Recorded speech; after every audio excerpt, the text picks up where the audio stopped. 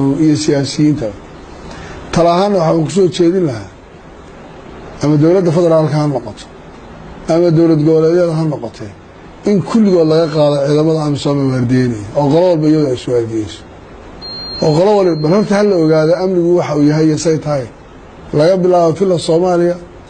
in laga qaado ciidamada amisom ee jooga oo la yiraahdo ciidan Soomaaliyeed oo idin waardiyeeyo dhiso ciidan Soomaaliyeed oo waardiyaha la saaro macnaha midda ka iman kara waxa weeyaan horta in la ogaado amniga laakiin haday nin walba aan idhaahno intaasoo ciidan ay ugu hareeraysan intan ay waardiyeynayso dee amni aan u baahnayn ma jiro amniguna waxaad moodaa inay maalmahan aad u sii halaabayso waddanka Soomaaliya iyadoo ciidamo tiro badan ay joogaan iyadoo la leeyahay waxaas amniga ku baxa iyadoo kharash badan laga hadlayo haddana waxaad moodaa maalin walba amnigu inuu sii gacanta ka sii baxayo sii halaabayo dhibka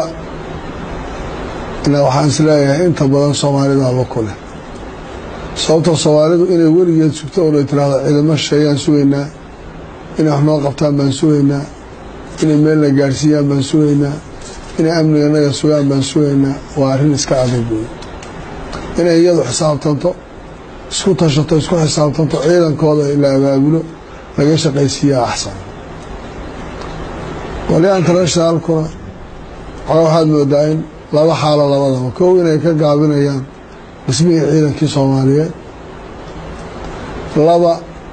in ciidanka amisom ee jooga laftirkiisu dhaqaalaha uu baahnaa iyo